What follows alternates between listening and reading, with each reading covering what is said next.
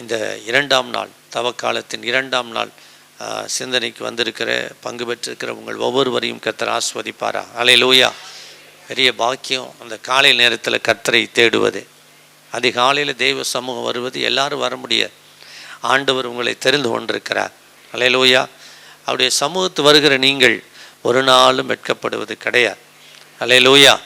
கடந்த ஆண்டில் உடன்படிக்கை என்ற தலைப்பில் நம்ம தியானித்தோம். உடன்படிக்கை என்ற தலைப்பு ஆண்டவர் கொடுத்தார். அதன்படி வேதத்திலிருந்து அநேக காரியங்களை நாம் தியானித்தோம். ஒவ்வொரு ஊழியர்களுக்கும் ஆண்டவர் ஒவ்வொரு விதமான வெளிப்பாடுகளை ஆண்டவர் கொடுத்தார்.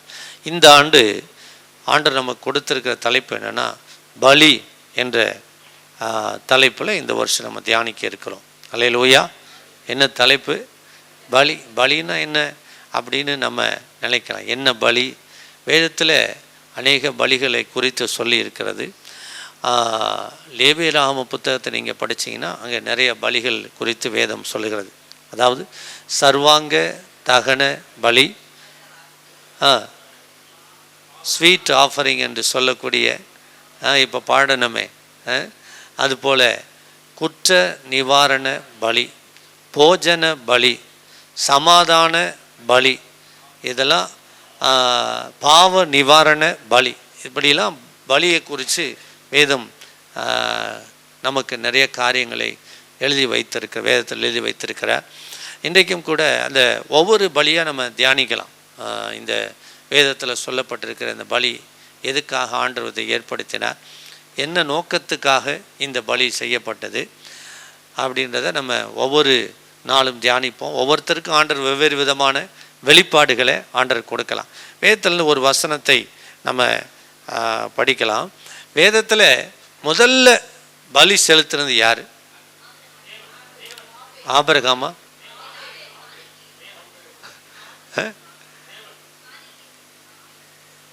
பலி செலுத்தினது யார்? முதல்ல பலி செலுத்தினது யார்?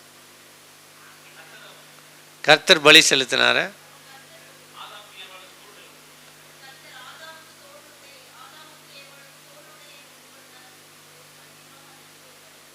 பலி அப்படின்னும் பொழுது, அதாவது அது நம்ம பலியாக அது சொல்ல முடியாது. பலி என்று சொல்லி ஆண்டவர் வேதத்தில் முதலாக சொல்லப்பட்ட பலி எது? நோவா தான் முதல் பலி. சரியான பதில். ஏன்னா காயின் ஆபேல் கூட காணிக்கைகளை கொண்டு வந்தார்கள் தான் இருக்கே தவிர பலி செலுத்தினார்கள் சொல்லலை. பலி வேறு, காணிக்கை வேறு. காணிக்கை வேறு, பலி வேறு. முதல்ல ஆண்டவருக்கு பலி செலுத்தினது யார் அப்படின்னா நோவா. நீங்கள் ஆதியாகம புத்தகம் 8ஆம் அதிகாரம் 20வது வசனம். அப்பொழுது நோவா கர்த்தருக்கு ஒரு பலிபீடம் கட்டி சுத்தமான சகல மிருகங்களிலும் சுத்தமான சகல பறவைகளிலும் சிலவற்றை தெரிந்து கொண்டு அவைகளை பலிபீடத்தின் மேல் தகன பலிகளாக பலியிட்டான். தகன பலியாக பலியிட்டான் என்று வேதம் சொல்லு. இப்போ இந்த இடத்துல அவர் செய்ததான் முதல் பலியாக வேதத்தில் நம்ம பார்க்கிறோம். இந்த நோவாட்ட ஆண்டவர் எனக்கு இந்த மிருகங்களை, இந்த பறவைகளை பலியிடு அப்படின்னு கேட்டாரா, இல்லை நோவாவா அவரே செய்தாரா? நோவாட்ட ஆண்டவர் பேசி நீ இந்த மிருகங்களை எல்லாம் பலியிடணும் அப்படின்னு சொன்னதா வேதம் சொல்லுதா? இல்லை. அதாவது ஆண்டவர் இந்த மனுஷனுடைய இருதயமெல்லாம் பொல்லாததா இருக்கிறது என்று கண்டு ஆண்டவர் மனுக்குலத்தை அழிக்கணும் திட்டம் பண்ணிட்டார். அதற்கு ஒரு திட்டத்தை வச்சுருந்தார். மழையை பெய்ய பண்ணி அந்த ஜலத்தினால் ஆண்டவர் ஜனங்கள் எல்லாம் செய்தார். அன்னைக்கு இருந்த மனுக்குலத்தை எல்லாம் அழிக்க. ஆனால் இன்னொரு தலைமுறையை உருவாக்க வேண்டும் என்பதற்காக நோவாவை அந்த சந்ததியில் நீதிமானாக கண்டு நோவாவை தெரிந்து கொண்டு அவனுடைய குடும்பத்தை பேழையில் ஏற்றி எல்லா மிருகங்களிலும் பறவைகளிலும் ஜோடு ஜோடாக என்ன செய்ய சொன்னார்? பேழையில் ஏற்றி அவங்கள உள்ளே வச்சு என்ன செய்யிட்டார்? ஆண்டவரே கதவை அடைச்சார். அதற்கப்புறம் மழை பெய்து மழை நின்று மழையில் அந்த மழையினால் ஏற்பட்ட தண்ணீர் இந்த உலகம் முழுவதும் அழிந்து பின்பதாக மழை நீர் எல்லாம் வற்றின பின்பதாக ஆண்டவர் அந்த பேழையில் இருந்த நோவாவையும் அவனுடைய குடும்பத்தாரையும் நினைத்தருளினார் அப்படின்னு 8ஆம் அதிகாரம் 1ஆம் வசனத்தில் படிக்கிறோம். படிங்க. தேவன் நோவாவையும் அவனுடனே பேழையில் இருந்த சகல காட்டு மிருகங்களையும் சகல நாட்டு மிருகங்களையும் நினைத்தருளினார். அல்லேலூயா. ஆண்டவர் தான் பேழையை செய்ய சொன்னது, ஆண்டவர் தான் பேழைக்குள்ள அனுப்புனது, ஆண்டவர் தான் கதவை அடைச்சி இருக்க சொன்னது. இப்போ உள்ளே இருந்த பேழைக்குள்ள இருந்த நோவாவையும் அவனுடைய குடும்பத்தாரை ஆண்டவர் நினைத்தருளினார். நினைத்தருளி அவர்களை ஆண்டவர் என்ன செய்தார்? வெளியில் கொண்டு வந்தார். வெளியில் அந்த தண்ணீரெல்லாம் வற்றி போக பண்ணி வெளியில் கொண்டு வந்தார். வெளியில் வந்த நோவா செய்த முதல் காரியம் தேவனுக்கென்று ஒரு பலிபீடத்தை கட்டி. அல்லேலூயா. இந்த வசனம் சொல்லுது 8ஆம் அதிகாரத்தில் 20வது வசனம், கர்த்தருக்கு ஒரு பலிபீடம் கட்டி, அதாவது ஆல்டர் என்று சொல்லக்கூடிய கர்த்தருக்கு பலி செலுத்துவதற்கென்று மண்ணினாலோ அல்லது கற்களினாலோ கட்டப்பட்ட ஒரு இடம், ஒரு மேடை அமைத்து அதிலே பலி செலுத்த வேண்டும் என்று நோவா முதலாக சில சுத்தமான மிருகங்களை கொண்டு வந்து சில பறவைகளை கொண்டு வந்து தேவனுக்கு அதை அந்த பலிபீடத்தின் வைத்து தகன பலியாக பலியிட்டார். அல்லேலூயா. ஆமென் சொல்லுங்க. தகன பலியாக. தகனம் என்றால் என்ன அர்த்தம்? தகனம்னா என்ன அர்த்தம்? தகனம்னா எரிக்கிறது. சர்வாங்க தகன பலினா முழுவதுமாக அந்த பொருள் எரிக்கப்பட வேண்டும், முழுவதுமாக எரிக்கப்பட வேண்டும். இப்போ இவர் கொண்டு வந்து வைத்து அந்த பலியை கர்த்தருக்கு செலுத்தி தானாக முன்வந்து செலுத்தின பலி தான் சர்வாங்க தகன பலி. ஆமென் சொல்லுங்க. தானாக முன்வந்து இந்த வெளிப்பாடு எப்போ வந்திருக்கும் அவருக்கு? இந்த பேழையில் இருக்கும்போது கர்த்தர் என்னை குடும்பத்தை தெரிந்து கொண்டார், என்னை இந்த சந்தையில் நீதிமானாக கண்டார் என்று ஆண்டவர் இந்த உலகம் முழுவதையும் அளிக்கும் போது என்னை ஆண்டவர் என்ன செய்திருக்கிறாரு? தெரிந்து கொண்டிருக்கிறார், என்னை காப்பாற்றி இருக்கிறார், என்னை பிரித்தெடுத்திருக்கிறார், என்னை நீதிமானாக கண்டார் என்று சொல்லி ஆண்டவருக்கு நன்றி செலுத்தணுன்ற நோக்கத்தோட ஒரு பலிபீடத்தை கட்டி அதில் சில மிருகங்களை சில பறவைகளை தகன பலியாக இட்டு கர்த்தருக்கு அதை அந்த தூபமாக அந்த பலி எரிபொருள் எரியும் பொழுது என்ன நடக்கும்? புகை என்ன செய்யும்? மேலே போகும். புகை மேலே போகும். அது தேவனுக்கு நேராக செலுத்தப்படுகிற பலியாக கருதப்பட்டது. அது தேவனால் அங்கீகரிக்கப்பட்டு அது ஏற்றுக்கொள்ளப்பட்டு ஆண்டவர் நோவாவை என்ன செய்தாராம்? அங்கே வேதம் சொல்லுகிறது அதை ஏற்றுக்கொண்டார் என்று வேதம். இதுக்கு அடுத்த வசனம் போடுங்க. 21. சுகந்த வாசனையை கர்த்தர் முகந்தார். அப்பொழுது கர்த்தர், இனி நான் மனுஷன் நிமித்தம் பூமியை சவிப்பதில்லை, மனுஷனுடைய இருதயத்தின் நினைவுகள் அவன் சிறுவயது தொடங்கி பொல்லாதா இருக்கிறது, நான் இப்பொழுது செய்தது போல இனி சகல ஜீவன்களையும் சங்கரிப்பதில்லை. அல்லேலூயா. இந்த பலியை ஏற்றுக்கொண்டு ஆண்டவர் அந்த இனிமேல் இந்த ஜனத்தை என்ன செய்வதில்லை, அழிப்பதில்லை அப்படின்னு ஒரு ஆசீர்வாதத்தை அங்கே கட்டளையிடுகிறார். அல்லேலூயா. ஆமென் சொல்லுங்க. இது நோவா செலுத்தின முதல் சர்வாங்க தகன பலி. இந்த பலியை இதை முதல் நடந்தது ஆண்டவர் இஸ்ரவேல் ஜனங்களுக்கு இதன் அடிப்படையில் கட்டளைகளை கொடுத்தார். லேவியராம புத்தகம் 1ஆம் அதிகாரத்தில் நீங்கள் திருப்பினீங்கன்னா அங்கே இந்த சர்வாங்க தகன பலியை குறித்து சொல்லப்பட்டிருக்கிறது. ஒரு பழுதற்ற ஆட்டுக்குட்டியவோ கடாவோ கொண்டு வரணும். ஏழையாக இருந்தால் அவன் புறா குஞ்சுகளை கொண்டு வந்து என்ன செய்யணும்? பலி செலுத்தணும். 1ஆம் அதிகாரத்தில் லேவியராம புத்தகம் 1ஆம் அதிகாரம் திருப்பினா அங்கே பலிகளை குறித்து சொல்லப்பட்டிருக்கிறது. 1ஆம் அதிகாரத்தில் சர்வாங்க தகன பலியை குறித்து சொல்லப்பட்டிருக்கிறது. நீங்கள் 5வது வசனத்திலிருந்து சொல்லுங்க. கர்த்தருடைய சந்நிதியில் அந்த காளையை கொல்ல கடவன். அப்பொழுது ஆரோனின் குமாரராகிய ஆசாரியர்கள் அதன் இரத்தத்தை எடுத்து அதனை ஆசரிப்பு கூடார வாசல் இருக்கிற பலிபீடத்தின் மேல் சுற்றிலும் தெளிக்க கடவர்கள். பின்பு அவன் அந்த சர்வாங்க தகன பலியை தோல் உரித்து அதை சந்து சந்தாக துண்டிக்க கடவன்.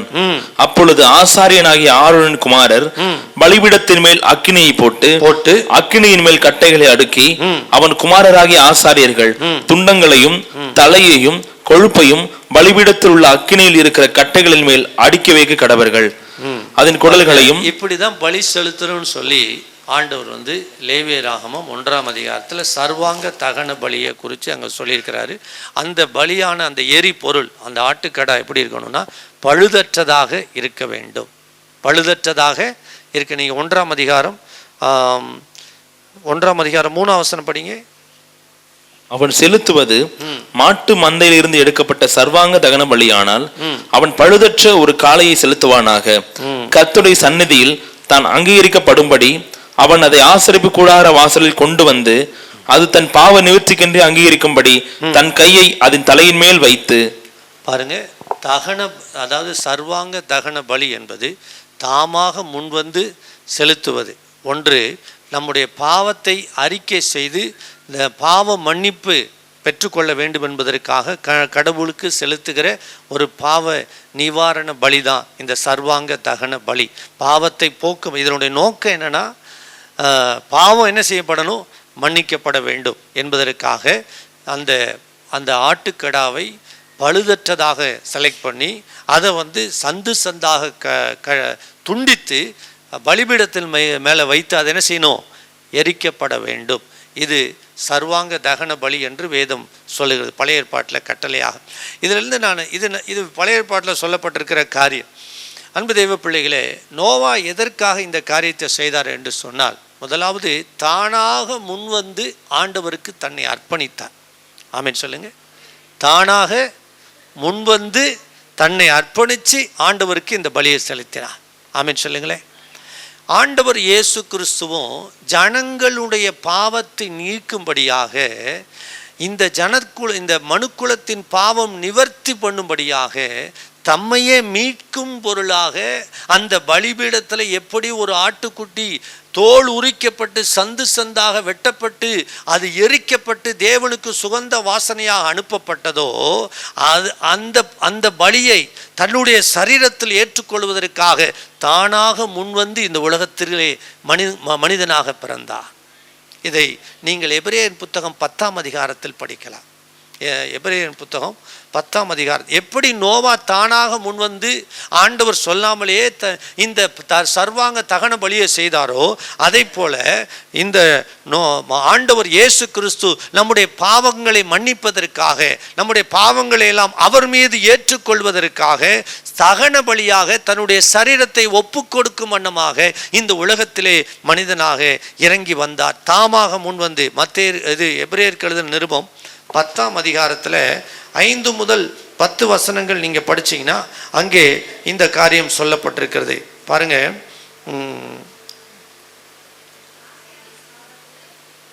எபிரேயருக்கு எழுதின நிருபம்.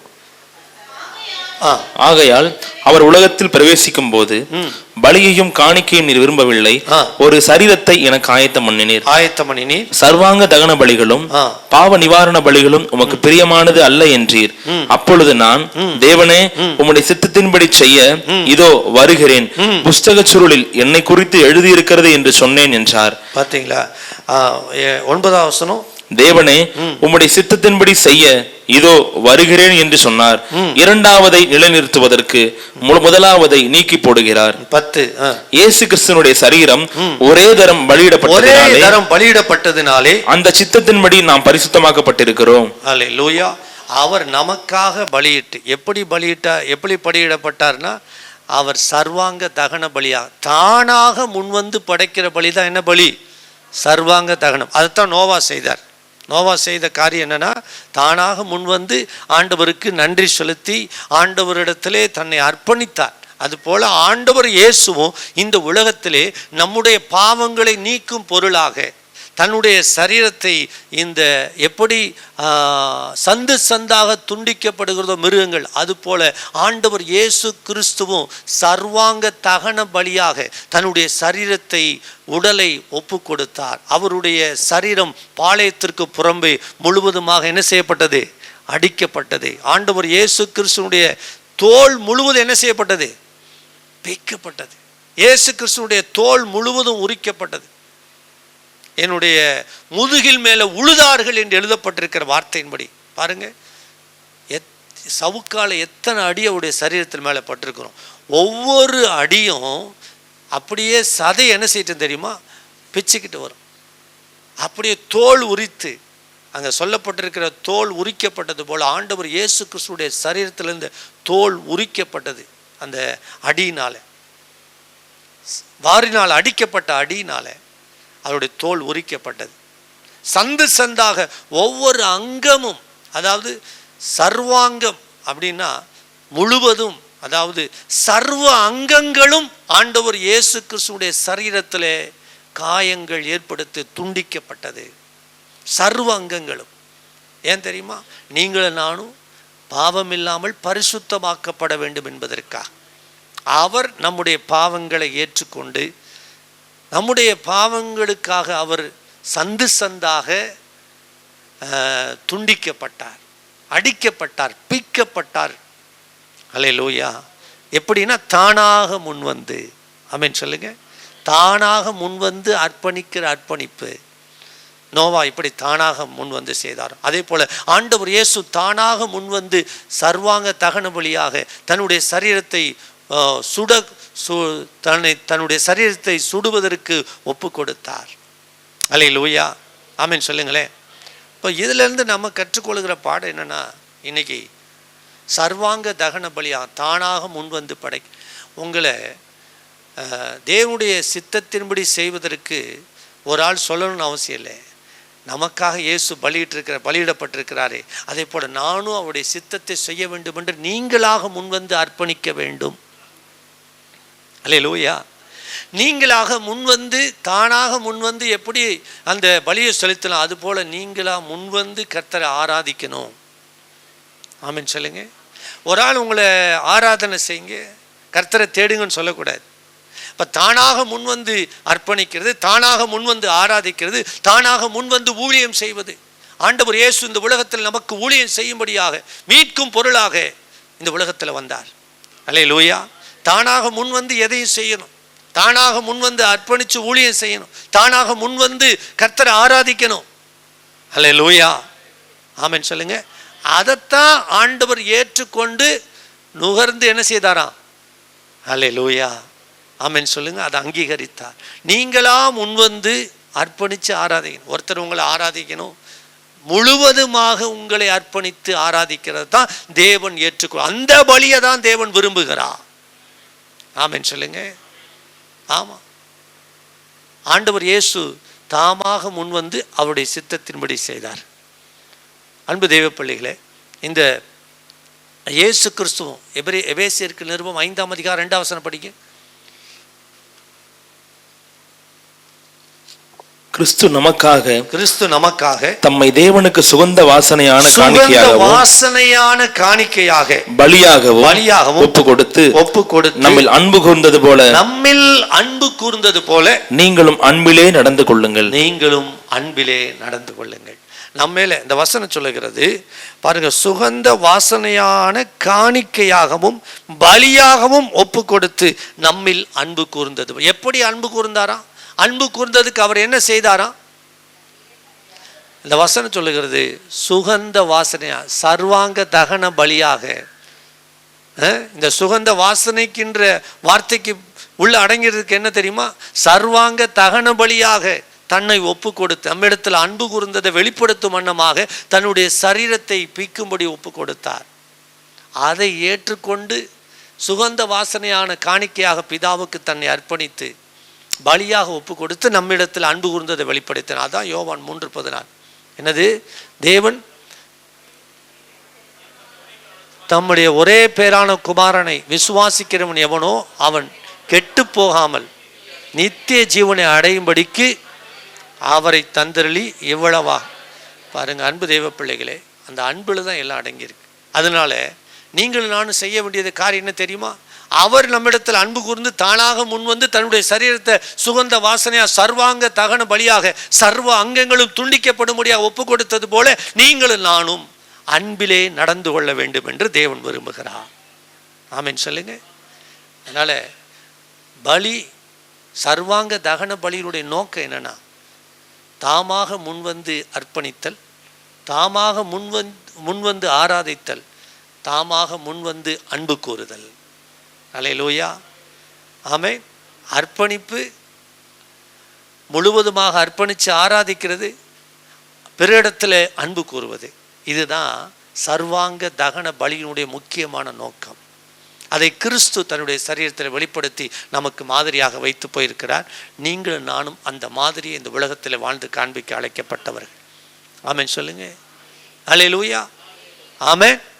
ஆமாம், கிறிஸ்து இயேசுவின் இந்த சிந்தையே உங்களிலும் இருக்க கடவுது. கண்களை மூடி ஆண்டவரை நோக்கி ஜெபிப்போம். இந்த காலை வேளையிலே ஆண்டவரே, சர்வாங்க தகன பலியை நாங்கள் குறித்து தியானித்தோம்.